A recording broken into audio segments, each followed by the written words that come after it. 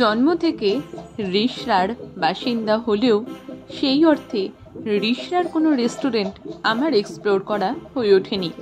তাই আজকে আমার গন্তব্য রিষড়া জিটি রোডের ওপর পোস্ট অফিসের ঠিক উল্টো দিকে সাউদার্ন স্পাইস ইয়ামি চায়না রেস্টুরেন্টে। রেস্টুরেন্টটার দুটো সেকশন, ভেজিটেরিয়ান আর নন ভেজিটেরিয়ান। ভেজিটেরিয়ান সেকশন পুরোপুরি সেপারেট এবং নন ভেজিটেরিয়ান সেকশন ঠিক তার উল্টো দিকে। আমি গিয়েছিলাম নন ভেজিটেরিয়ান সেকশনে এবং সেখানের যে মেনু কার্ড সেটা পুরোটাই আমি ভিডিওতে তুলে ধরেছি। দাম রিজনেবল। আমি আমার 2 কলিগের সাথে এখানে গিয়েছিলাম।